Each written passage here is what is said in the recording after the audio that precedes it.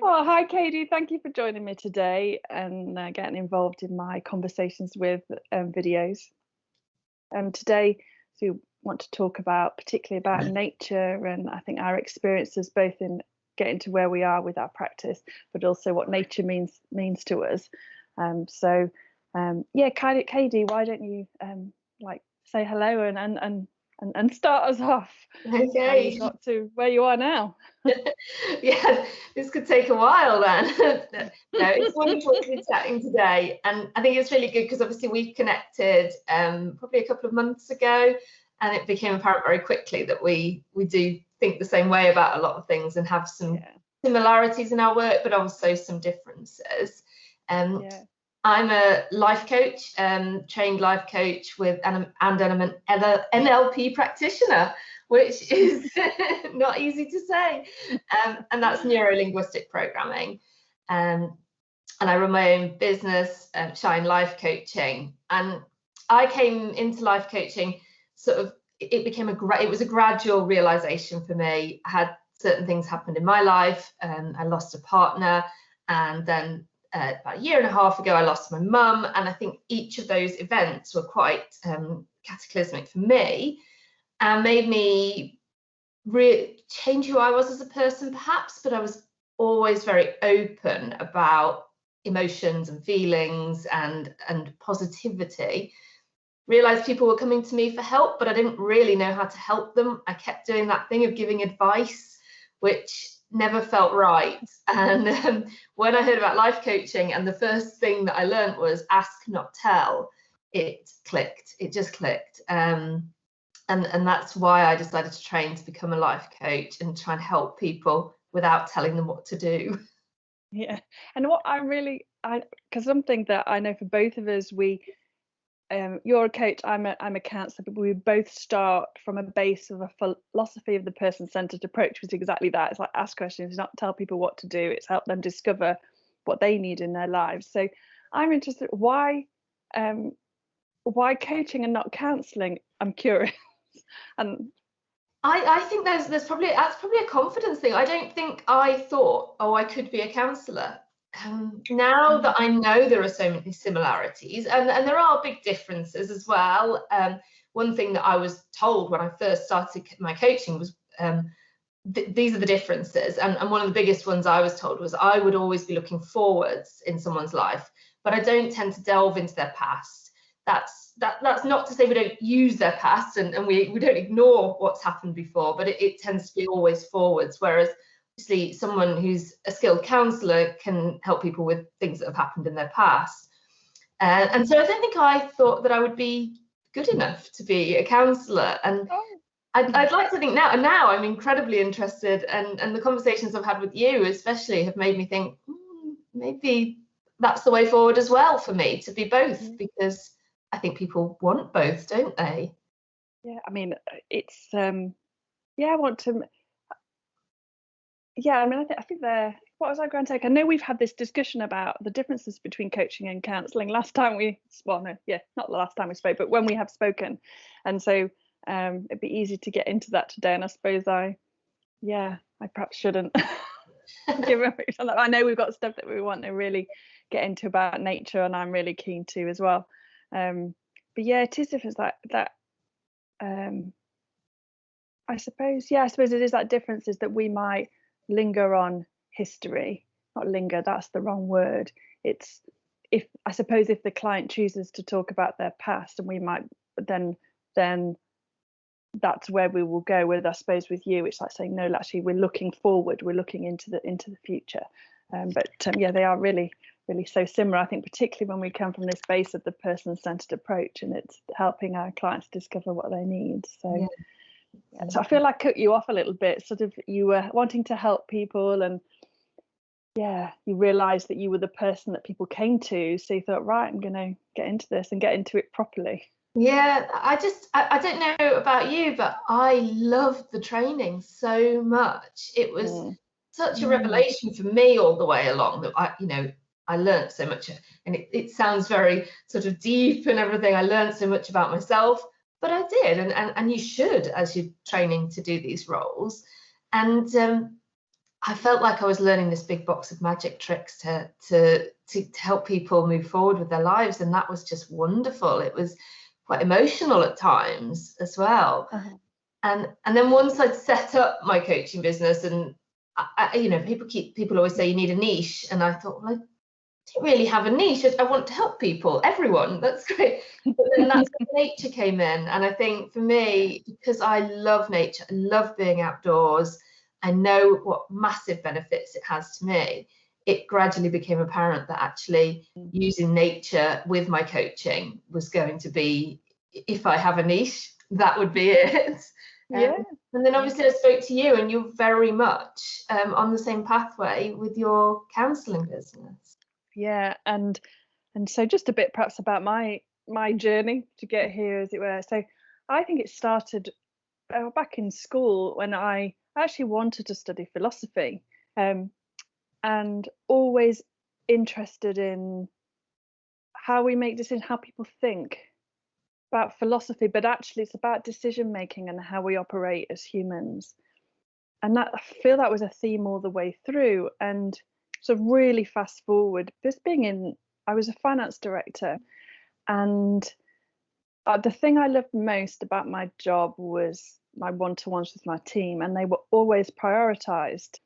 And also about, as the years progressed, about how the organization operated and the relationships and what was going on. And I decided I'd like to actually do a coaching course, funnily enough. I have strong feelings about education and making sure it's approved, it's accredited, it's a level that it's actually, there's quality to it. I was looking for a quality standard. Both our professions, you can put a sign up with no qualifications, say I'm a coach or I'm a counsellor. Mm-hmm. And I think coaching in particular, there are lots of people out there just say that they do it and they haven't, I won't say they haven't got a clue, frankly. I guess, but so I wanted to make sure that it was a accredited course. And what I found as it happened is that in Nottingham, we actually have two top schools in psychotherapy. Actually, one is at Nottingham University, but there's also the Sherwood Psychotherapy Training Institute, which is in the city centre.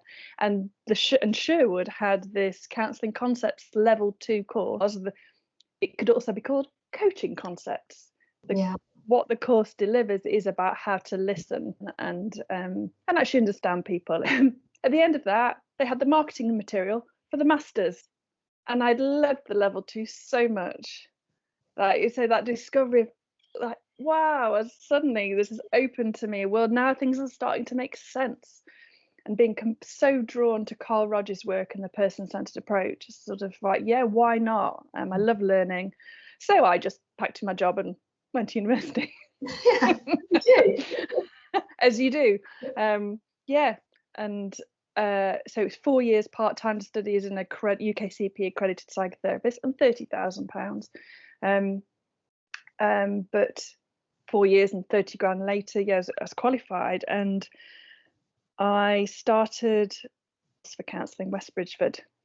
And all through this, I've always liked to be outdoors.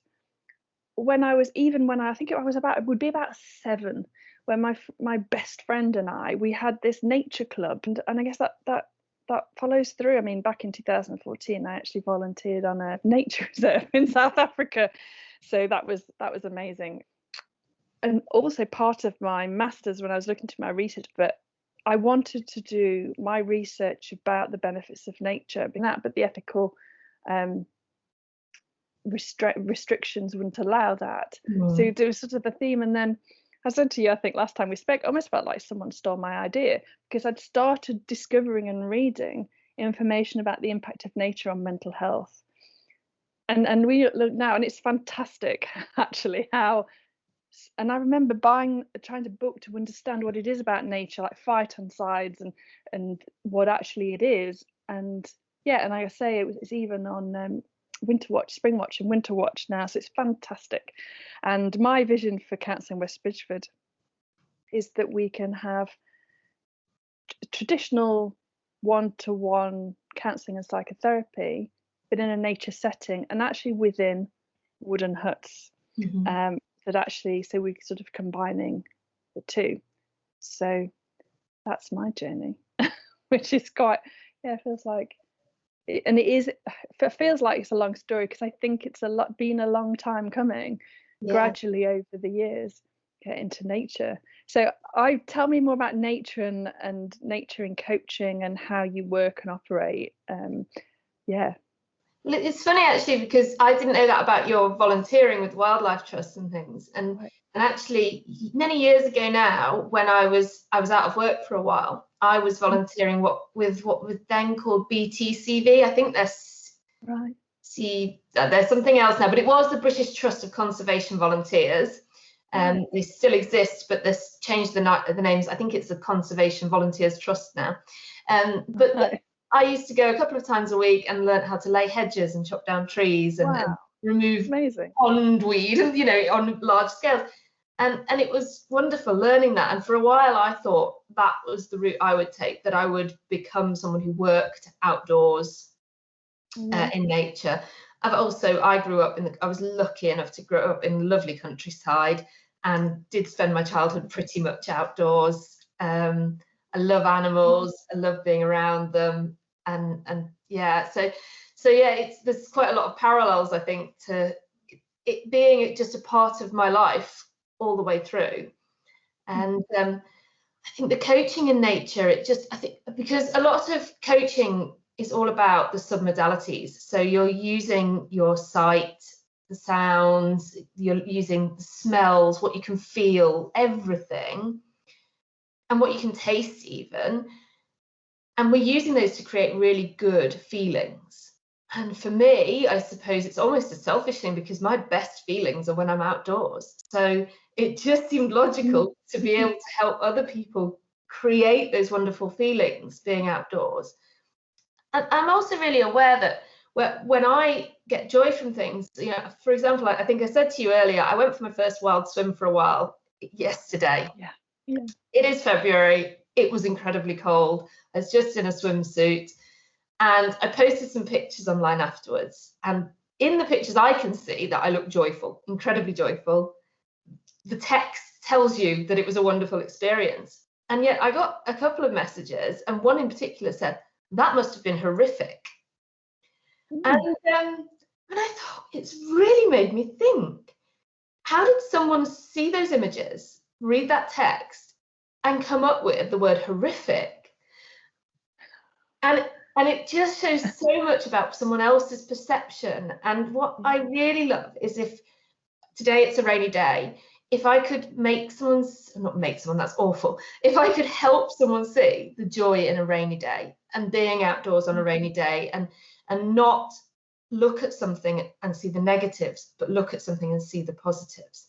And that's why I love nature and helping people change those perceptions and find the joy in things that they may not have found joy in before. So I'm not sure if it answered your question, but no, and and actually, as I was listening, it just occurred to me as well, because actually on a rainy day, which it is today, it's just grey and rainy. But actually, when it's like that, it's better to be outside, because when you're inside, you've got no light and you don't have the air. Whereas you go out, you're actually feeling the rain and you know, if you can wrap up with the right clothes, so actually you can experience, and it's actually much better to be outside. And I'll say, I don't mind this being on the recording either, in that, you know, after we spoke about your wild swimming, it was funny, because I was like, I've always gone, no way on this planet ever, and I talked about not wanting my feet, like, and I still have that, the idea of my feet on the floor. But it's funny, I think in the summer you could probably convince me to do it. Brilliant. And there's work through that, how awful, you know, like things like putting my feet, I mean, I've never, as a kid, and still now, for all my life, I think my mum would say this, but I don't like being wet when it's not in water. I can be in water, so I like being in the shower or in swimming, but I hate being wet when I'm outside, especially my feet. I hate having wet feet. So there's funny things about my feet. Something goes on in my feet for touching things like water, and so we can embrace that in a way. So there you go. I've said it out loud now, and even on tape. Yes, I'll just keep playing it. I'll keep resending you that clip every so often. But I think that's the magic, isn't it? Because through coaching, we could change that. We could we could get it to the point where you want your feet in that water, and it's a good thing because you realize all of the good from it. And that's what I love about nature and the outdoors and coaching, and bringing all those things together. Yeah, and what I'm interested in it as well, and that's why I reflecting on this is I had one of my clients who had been seeing it in person for a while, so the relationship was established, and then when we had to go into lockdown, we didn't want to have to pause the work. Now we actually could go on telephone, but we had the discussion and chose that we'd try doing it outside. And we did maybe only 3, and then we've actually moved back to remote, so, until we can see each other again. And I'm interested in how you do this, and I suspect I may need to go on some kind of training to help me with this, because for me it's about presence. Mm-hmm. So when I am, whether it's remote or in person, it's that it's about being present, which is always, we write essays on it, it's hard to describe. It's that I'm completely in the room with the other person. My focus is, it's not that I deny myself, not at all, but I'm in myself and I'm in the other person, trying to be in the other person. Yeah. Probably know where I'm going this. When I'm outside and when I was walking, my presence was compromised because I had, where are my feet going? Even simply, where are my feet going one into the other? And also keeping the safety of my client and the sort of my feet, the direction we were going, and is the client okay? Being out, it's a different.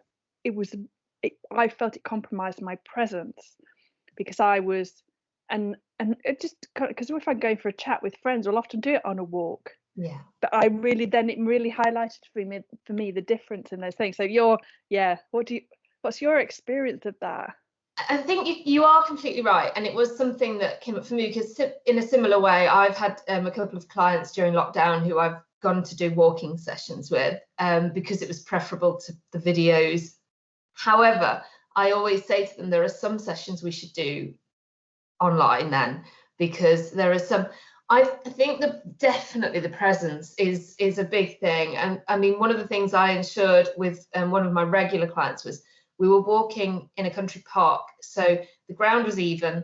You could follow a path without always worrying about where you were going to end up, and being at the end of an hour, still an hour from getting to the car. There were a couple of times where we would sort of, but yes, definitely, I would have to make a real effort to make sure I was sort of half facing towards her. Obviously, you've got to know where you're going, half facing towards the client. And not allow myself to get distracted by all the dogs running around. And I mean, the natural instinct is to be saying hello to everyone who walks past. Mm. I found that some sessions it works perfectly for. Another thing to be aware of was if the client was talking about something particularly sensitive, I would be aware that they would go quiet as we walk past other people. And it was ensuring that we both did that to respect their privacy. We both just went quiet for a second and then continued. And because of that, there are certainly times where it wouldn't work, because there are times where you really you shouldn't be breaking state in that way. There should be more focus. But certainly for sort of, I would say, there are times when I'm doing more of a talking therapy session, and there are times where we are using techniques. When I'm using techniques, walking, it's not so good. But when it's a talking therapy, you can do it, but there is definitely an effort that is needed to stay present for your client.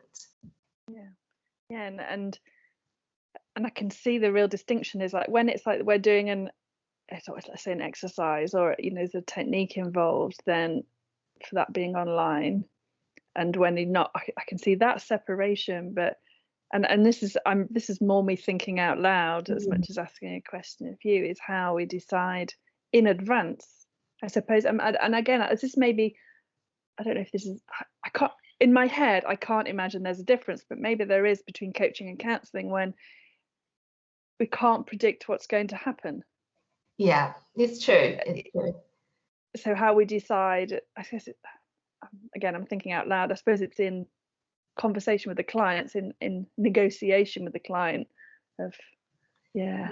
But I do like the idea that you've got of actually being in nature, but being in a wooden hut. So you are in nature, you are taking all of that in, but you haven't got those distractions.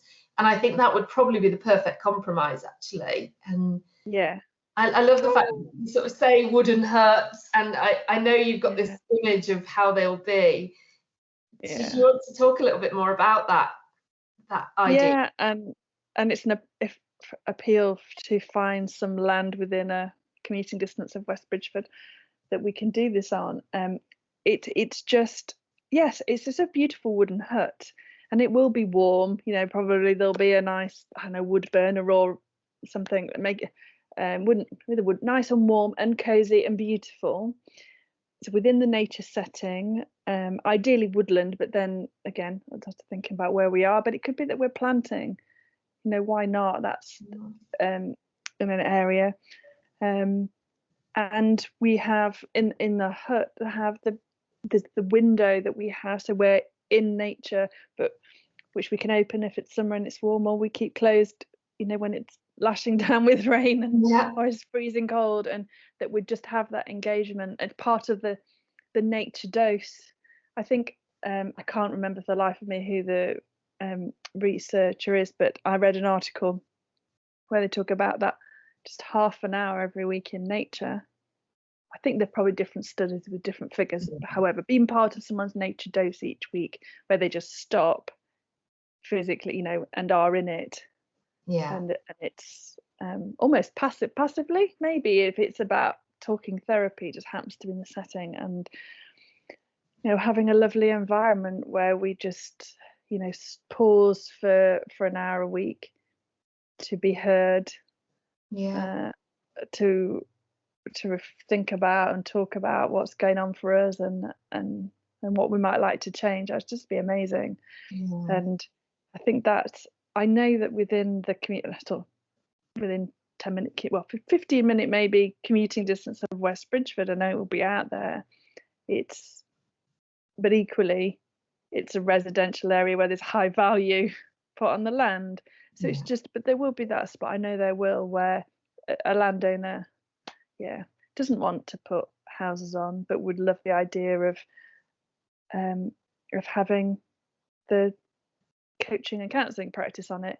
And you know, it's a commercial venture, not a charity. We're not a charity. It's not a charitable. It's about providing the coaching and counselling for the residents of Rushcliffe, really. That's where I'm based. Oh, it sounds wonderful, and I can picture it in my head. And I think certainly for me, another thing I would bring in at the moment, but also want to bring in more, is mindfulness in nature. So being able to perhaps step outside of those huts and use that surrounding for some mindfulness practice. It would be wonderful. It would be amazing. Yes, and I mean, I created something called a Light in Nature package, which probably actually does sort of cover a bit of what you were saying about the ability to coach in nature, because the Light in Nature it's sort of a series of 3 sessions, but it's more of an introduction to coaching with mindfulness than what I would call full-on coaching. And I think after that, that's where you have to sort of go, okay, well, do we now move indoors and things like that? But being able to move indoors into a lovely warm hut just sounds perfect. So I meant to ask you, it's not quite, what do you do when it's raining? Because that was another thing with doing counselling, and because then I wouldn't even be able to hear as well. So I haven't actually, weirdly, despite it being England, haven't actually had a session where it has been raining yet. Okay, so, right. What it says in sort of the writing around like the Light in Nature packages, that we can adjust things. So say if we booked a session and we could see it was going to rain all day that day, I would probably contact them and say, shall we do it another day? Or if it was a full-on coaching session, I would probably offer them the option to just go online for that one, or to change the date if they prefer. So I think that you can still do the mindfulness in nature when it's raining, but perhaps the coaching, if there's anything distracting yourself or the client from being comfortable, then it's possibly not going to have the best effect. So, But I mean, mindfulness in nature, just going back to that, and I think having the opportunity, almost teaching the skills, I think it is, or allowing clients to discover it, of what a difference it makes. I know I'm so lucky where I am doing that, because I can see it through my window here. The Green Line in West Bridgford used to be the railway. It's managed jointly between Rushcliffe Council and the Wildlife Trust, and it's lovely. It only takes half an hour to do the whole thing alone, which I always wish it was longer, but it's been my saviour during the pandemic and lockdown, because you can go out, walk along, and it's been my saviour at other times, not just during the pandemic, thinking about it, to go and just notice what's there. And it's sort of a skill. If you're sort of need it most, maybe have to force myself, like, just calm down, look, name the colours. Yes, yeah, that's a favourite one of mine. Is it? Yeah. Yeah. And trying to... Sorry, go on. No, go on. Please go on. I think it's a case of when we are coaching and counselling people, sometimes people just need to find calm in themselves before they can do those sessions. There's so much going on in their heads and that's why I will tell, I'll use the lists, the objects, the colours, the shapes, the sounds, everything. Just spend 2 minutes listing them gently in your head. And I think it's a wonderful, mindful way of just getting that calmness. And it's certainly been something that helped me massively in the past, where I've had those, those thoughts that just go on in a circle. So it just breaks that, doesn't it? Yeah. It's like, yeah, exactly. Breaks that, like puts the brakes on almost, of like, whoo, let's just put the brakes on and stop and refocus. I know, do you is mindfulness something you use to prepare before seeing clients, or is it more... It's not something I have consciously done, but I would certainly say that before I go on a call or I see a client, I probably do in a way, because I always will spend a little bit of time getting into the right place to be coaching or something. So it's just interesting you say that, because I wouldn't have thought of it as mindfulness, but actually preparing yourself in that way, it is probably a type of mindfulness. Is that something that you use then? Yeah. Well, I wonder if it's similar, because I don't say, right, I'm going to do my 5 minutes of mindfulness now, let me notice the things in the room. But what I do is I arrive early for clients. And I thought about it the other day, because I'd been doing something that was so completely different. I'd been working on a spreadsheet, and it was almost like I could visualize in my brain going, like, I couldn't give you what the picture was, but almost I felt it was visual, a clunk into here. And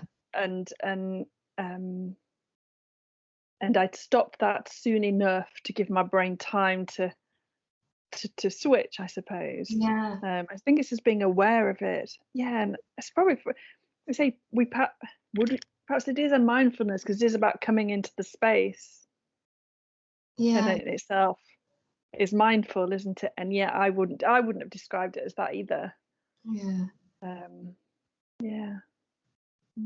suppose I might use it if I feel like I've been dashing around. Just make sure. But for me, clients always start 5 to 10 minutes before the client arrives. So I think it's easing in. It's interesting, isn't it? We've been going for over half an hour now. Oh wow, we have, yes. Brilliant. And is there anything else that you'd sort of had in your mind that you wanted us to discuss that we haven't? I don't think so. I think that if we carried on, it perhaps would just be going back over, things. I think that is enough that's interesting about what we both do and how we both think, and hopefully that will super. Others will find that interesting. Hopefully. Oh, well, just thank you so much for your time today, Cadi. It's really always lovely to speak to you, and yeah, no doubt I'll speak to you soon. Yeah, well, good luck with finding that perfect place with the hut. Oh, Because thank you. I want to see this. Yeah, you're coming in, you're going to be there too. So, yeah, it'll happen eventually. Brilliant. All right, thank you. Bye. Bye.